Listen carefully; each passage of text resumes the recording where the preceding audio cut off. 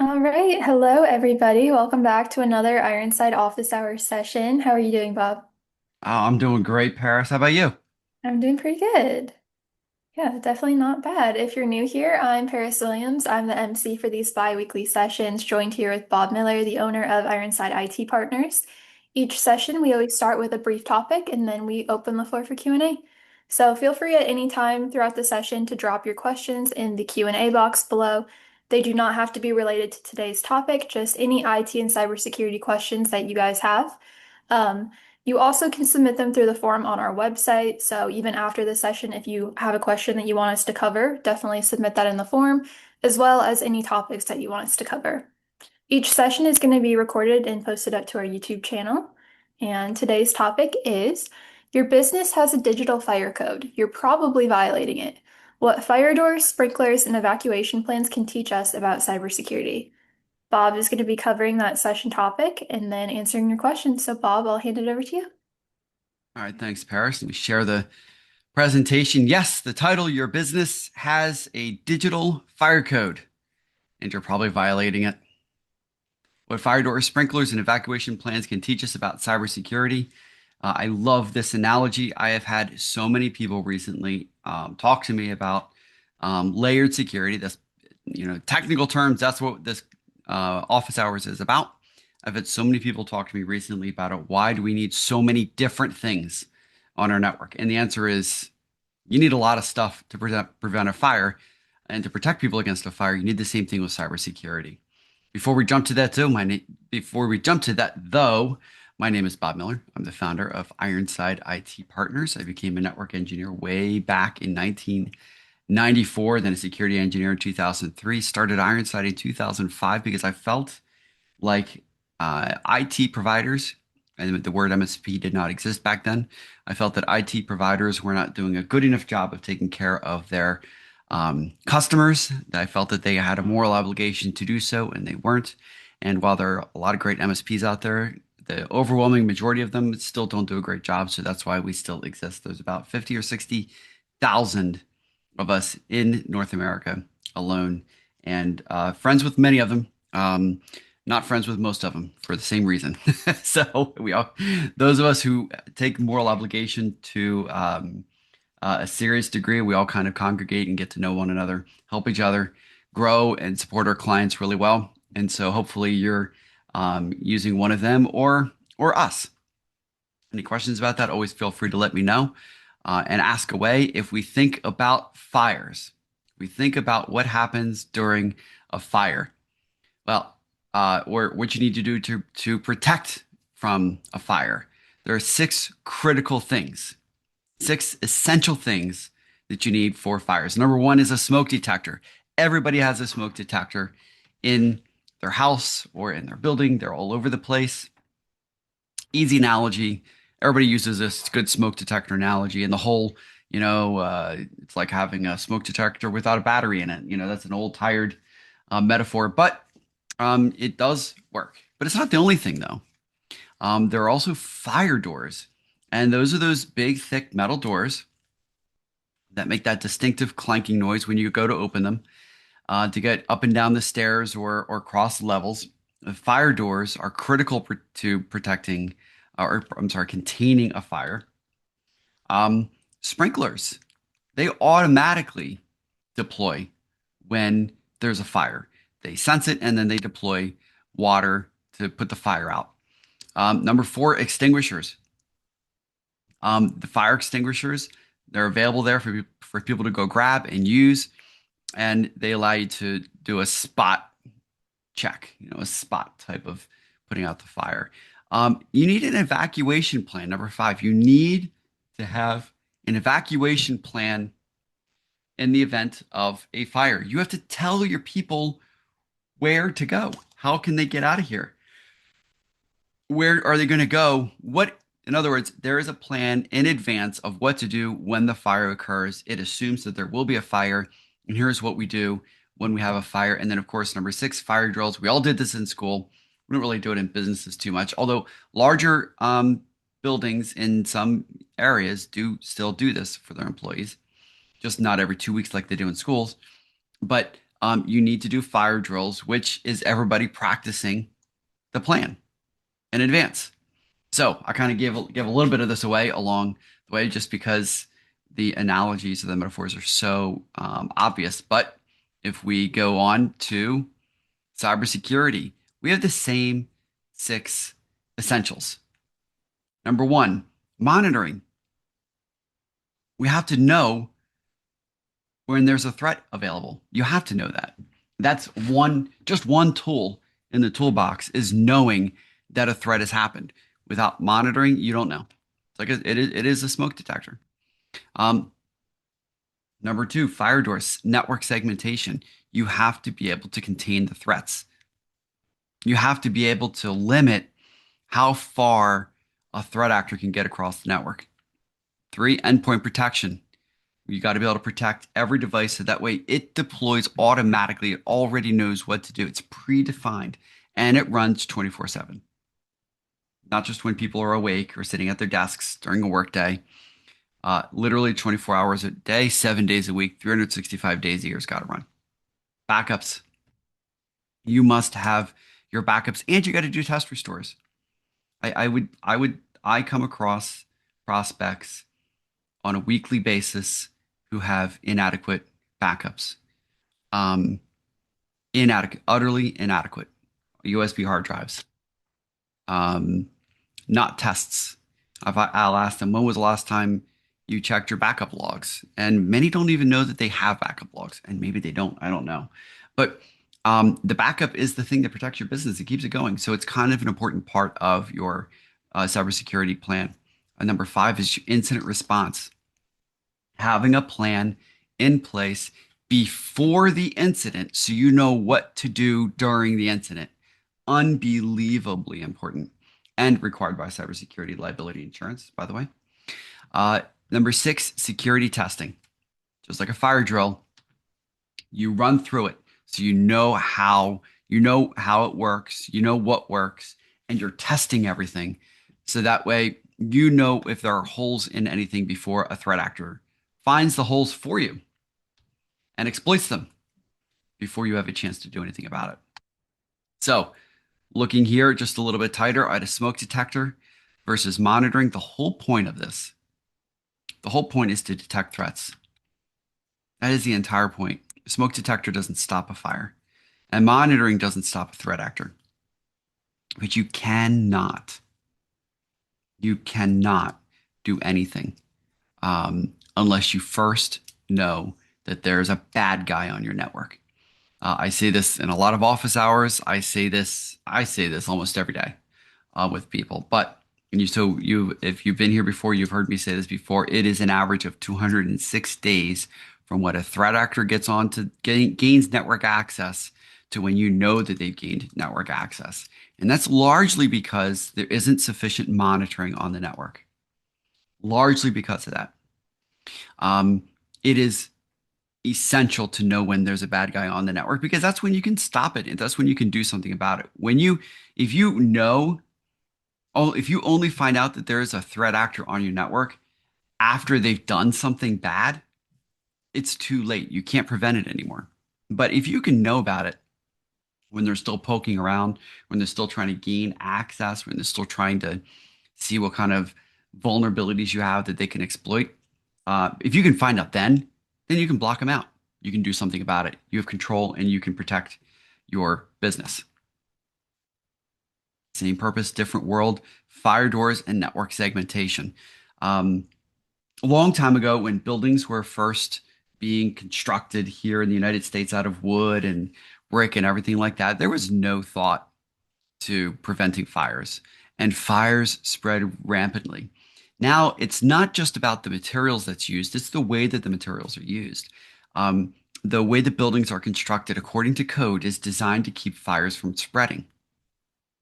Before, a fire used to be able to spread up along the sides of the building, in between buildings, between floors, and it was just kindling for a fire. Now, just the layout, the way that studs are placed, just standardly inside buildings and houses and things like that, are designed to keep fires from spreading, at least rapidly, at least to slow the spread so people have a chance to get out of a building. Fire doors are an essential part of that for a business, for an office building, because they're steel doors that prevent airflow. They prevent fire from going from fire can be on one side while people are still getting out on the other side of that door. They're critical for that. Same thing with network segmentation. Think about this. If you have a vendor that has access into your network remotely, and they might need to have access to your network remotely, might be important for your ERP system. It might be important. Typically, that's where we see it as an ERP system. We're controlling um, some sort of piece of hardware on your network, um, and they need to be able to get to it for support and upgrades, things like that. Well, what if that vendor becomes breached? Or what if that vendor's remote access capability is something that can easily be exploited by a threat actor without the vendor even being involved? We see both of those happen pretty regularly. So what's the answer? The answer is to take that device that the vendor has access to and put it onto a network all by itself. It still can get out to the internet, but it can't touch anything else on your network. It protects you. It keeps, so if that machine, if the vendor gets breached or the vendor's technology is exploited, it prevents that threat actor, that bad guy, from spreading around to the rest of your network, which you worked hard for. And also, by the way, is the lifeblood of your business. And so, fire doors and network segmentation are crucial tools for preventing the spread of a fire or preventing the spread of a network breach. Identity security, I think we talked about this 2 weeks ago or maybe 4 weeks ago on office hours. Identity security is fast becoming the most important thing that you can do. Or maybe I don't know if I can rank things of importance anymore. Maybe it's the one that's growing fastest in importance. Maybe that's the best way to say it. So sort of like locks and badges with physical security, we need to make sure that your network is secure with your identities. Think Microsoft 365, multi-factor authentication for sure, but not just that. Conditional access policies, they are crucial. And I will say that the overwhelming majority of businesses in the United States today do not use conditional access policies. The overwhelming majority, largely because it requires a Microsoft license to do that, of approximately $10 a month per user. However, conditional access policies will save your butt. There was recently about this past weekend, I believe it was this past weekend, over the last week, there was a massive global um, vulnerability in some remote control software, and the MSPs that use the software that do a good job, they have conditional access policies in place, meaning that not just anybody can connect into the service. They restrict it based on IPs. We do the same thing with all of our services. And that protects you because those threat actors were coming from known bad IP addresses. That's how they connected in. And what's scary is that a few of those IP addresses weren't known bad. They had never been used before in any kind of a breach. With conditional access policies, you can say only these insert 5, 6, 10, 20 IPs, whatever. Only these IPs can access these resources. That's an example of a conditional access policy. It gets stricter than that, though, or broader, maybe I should say. You can restrict it based on your location. You can restrict it access based on time of day. There are a lot of different ways that you can use to give access, but on a conditional basis. You get to decide what those conditions are, and we can always talk about that if you're interested in doing that. Highly recommend that for everybody with everything. Many SaaS services, SaaS meaning software as a service, Salesforce, for example, is a good one. Many software as a service applications allow you to have some form of conditional access policy. We highly recommend it. Identity, especially as the world shifts to Azure identity services, is becoming more and more crucial to get identity right. More and more crucial to get this correct. Moving on, automated protection like sprinklers. That was the example used in the very first slide. Automated protection. These are things that happen immediately at 2 a.m. We get notices. I mean, we have a pretty large client base, lots and lots of endpoints. We get notices. I mean, every day of breaches or breach attempts, I should say, that we stop with our 24/7 security operations center. And these, by the way, are not just poorly run companies. These are actually very well run organizations. They do their things right. They do cybersecurity awareness training. They have great policies in place. It's just this is how bad it is out there. You can have a really well run organization that adheres really well to cybersecurity policies and stuff still happens. That's just the way that it is today. You can't look at it nowadays and say, "Oh, I'm doing all these things so that I don't get breached." That isn't the case. You will get breached. The way to look at it is, I'm doing all these things to slow a breach down so that I can do something about it before something bad happens. That's it. And so an automated protection is a key part of that. And I hope now we're looking at this, and I hope now you can see why you need different layers. And these are simple layers. There's a lot of technology is very complex, but you can see why you need different layers, different types of technologies to do different things. You want to stop the bad guys before they can get it and they can do something really bad. So automated protection, we're a 24-hour security operations center, sees something happening and immediately isolates the mailbox or the PC or the server or maybe the entire network. Something like that is absolutely crucial because you want them to be stopped at 2 o'clock in the morning. You want the bad guys to be stopped at 2 o'clock in the morning. You don't want to wait until 8:30 a.m. till you get into the office, have your cup of coffee, have the chat with your neighbor on the desk on the way into your office before you realize, oh my goodness, there was a major, major emergency. There's a bad guy on the network right now. You don't want to do that. You want to get this stopped at 2 a.m. when the event happens. And then, it's isolated, it's contained, and now you can still have your coffee in the morning. Same purpose, different world. Again, an evacuation plan is analogous to backup and disaster recovery. The larger concept is business continuity. An evacuation plan says this is what we're going to do. Backup and disaster recovery says this is what we're going to do. This is how we do handle things. Another thing that we talk about is with incident response plans and fire drills related to incident responses. These are really similar to one another. Incident response plan is absolutely essential for your cybersecurity. It says this is what we do, this is when we do it, this is why we do it, this is how we do it. Backups, these two slides are so similar, I'm going to jump back and forth between them. Backups are absolutely critical. They're an important part of your incident response. They're an important part of your disaster recovery plan, your business continuity plan. These things are different, but very similar to one another in that they are designed to protect the business in the event of a major catastrophe.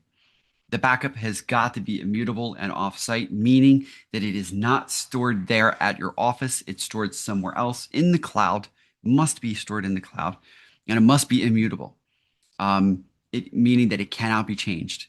As soon as it's changeable, that means the bad guys can change it also. And if that happens, and by the way, that's one of the first things they try to do is compromise your backups because they know that if they do all of their ransom thing, they encrypt all your systems, they lock out your PCs. All you got to do is reinstall Windows and restore from backups. Lock your system down for a little while, do some forensics work, see how they got in. You're back up and running, and you don't have to pay them the $500,000 ransom. They know this. So the first thing they do is they get to your backups to get them compromised. And if you have compromisable backups, now you're in trouble. Now you got to pay the $500,000 or start from scratch, something like this. So anyway, so backups absolutely critical to the continuing of your business. And incident response is absolutely critical to knowing how to respond to an incident when it occurs, because remember, it will happen. So you need a plan in place prior to it happening.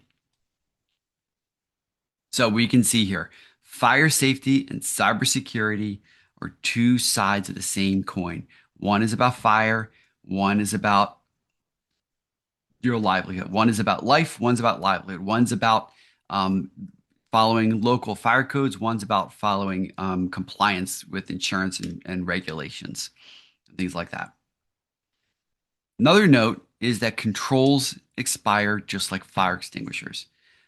Every year, I have to get on our landlord here at Ironside's headquarters to get them to inspect the fire extinguishers because they always forget to do it.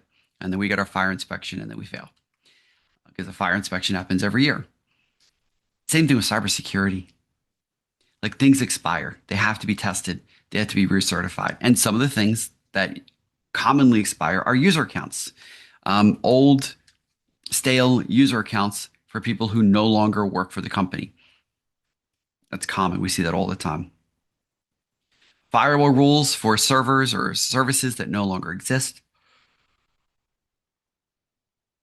Security policies that are no longer needed, or maybe that allow certain behavior from some IP addresses that are no longer needed.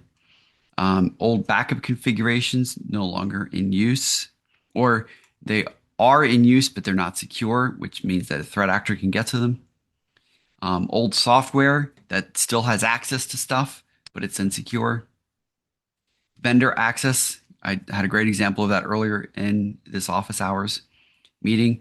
MFA methods, even, using older style multi-factor authentication methods, or using identity management controls that are less secure than more modern ones. Modern identity, it is crucial to keep up with that. So controls expire just like fire extinguishers. Now, looking at your organization, your business, these are questions for you to ask. What is your digital fire code? Would you know when an attack was happening? Could you stop it from spreading? Do you know who has access to what? Can your technology react automatically when you're sleeping? Are you able, with backups, to restore the business? Or is it possible that a backup will fail you, which could put the business's entire existence in jeopardy? And then response, does everyone know what to do during an incident? So remember, this is about survival. Fire safety is human life. Cybersecurity, it's your business's livelihood. It's part and part. They're the exact same thing. One's human life, one's your livelihood, the business's life. So now with that, I will open it up to any questions on the floor. Paris, back to you. Yeah. We got some great questions in. You can continue dropping your questions in the Q&A box down below.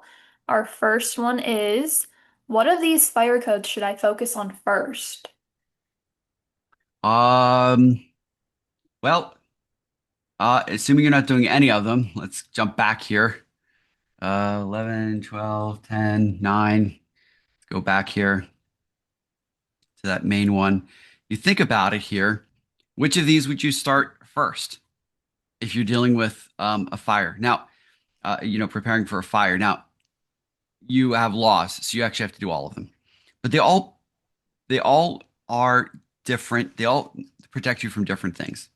So everything really is a little bit situational. You might be in an antique building or building covered by, historical landmark or something like that. They're not going to put fire doors in that. So that's not important. Um, you do need to have an evacuation plan. Everybody's required to have one of those. You still need fire extinguishers, and you might not need to do fire drills based on your area. So the point is that it kind of does depend on your business. There are some things that may not apply to you. There are some things that apply to everybody. What applies to everybody for sure, absolutely for sure, is backups across the board. Another thing that applies to everybody is monitoring and endpoint protection.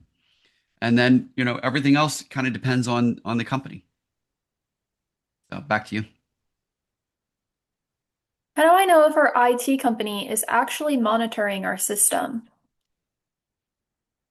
That's a great question. You can ask them for evidence of that. They should be getting alerts. They should be getting monitoring. They should have policies about what they do every day. They should every any IT company worth its salt will have daily, weekly, monthly, quarterly, semi-annual, and annual procedures that they do that are clearly defined and laid out that they do for themselves, for their customers, for each individual client, things like that. That's actually a big part of what a managed services provider does as part of the managed part of an MSP is are those automated procedures in place so that way you don't have to worry about it. That's why so many companies use MSPs, even if they're co-managed, because it takes the burden off of the IT manager who's on site from having to do a lot of those types of tasks, and they know that it can get done. So I would ask them for evidence, meaning a report or a copy of what alerts, some more most of their most recent alerts that they've had. A lot of times, IT companies allow you to see their tickets internally, what they're processing, what they're working on, even if it's not necessarily something that they're advertising to you. Because part of the point of having a managed services provider is that they shield you from that detritus. They shield you from those day-to-day, messy, noisy things, which you should be able to get to anytime you need. But so they might not tell you these things because it would get boring to hear every single day. Hey, we did this, this, and that.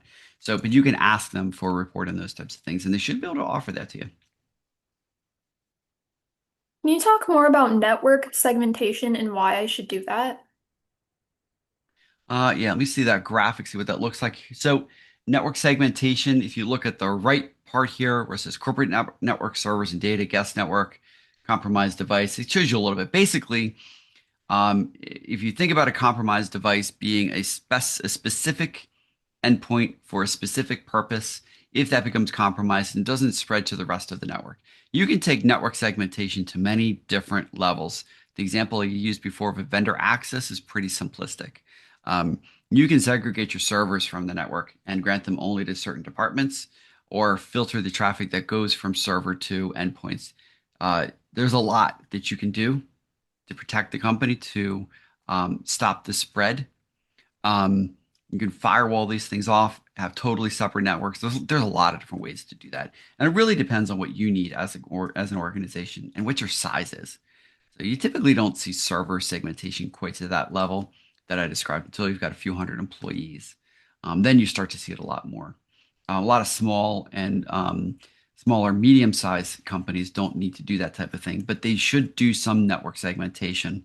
And all companies should have a separate guest wireless network. Probably the most common use of network segmentation, meaning that cell phones and especially guest cell phones, they connect to that network for internet access, and that cannot touch your main office network at all. So, Paris. I have a backup, and my disaster recovery plan is to call Ironside. Is that okay? No, it's not. Well, I mean, you call us. We'll use our. So we have. No, it is okay, depending on your size, meaning that we'll take care of you. But if you have cybersecurity insurance, that's not going to be good enough.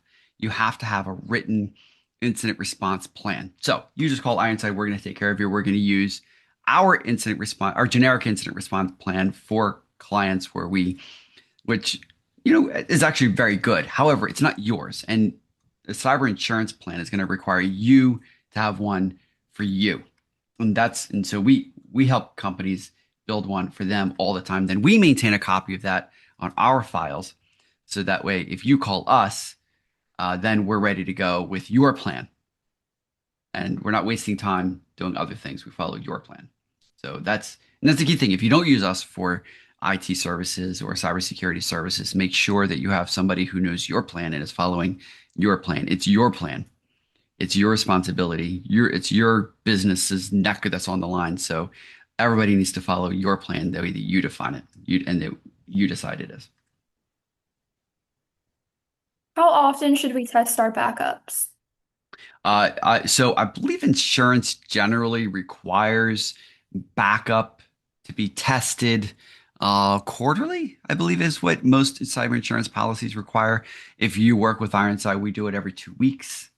We don't mess around with backups. We do not mess around with backups. We use backups as diagnostic tools, and also as part of our some of our services are delivered via restores, simply because it's easier and faster to do that than it is to do some of the other methods of transferring files and things like that. So you want to make sure your backup is going really well and in a lot of different situations and circumstances. So we do ours every 2 weeks. That's how crucial it is to know that your backup. I mean, listen, if you've ever been there, I have definitely been there where you lose a server, you lose a service, and now you're down to just your backup. And if you haven't tested it, then you might be super nervous, crossing your fingers, hoping that that restore works. And I have seen plenty of them not work. So do your backup tests for sure.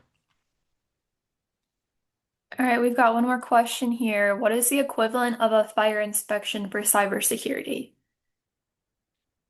A fire inspection for cybersecurity. Well, so I didn't talk about inspections, and the equivalent of that would be doing an assessment or an audit, meaning that we look at we or somebody else who does these things would look at the policies, the plans, the procedures, and then look at the technologies that are in place, and then give you an assessment on that. Make sure that they're current. So that fire somewhere here, a fire extinguisher has the fire extinguisher expired, for example. And if it has, then we'll tell you that. If not, then we'll tell you that as well.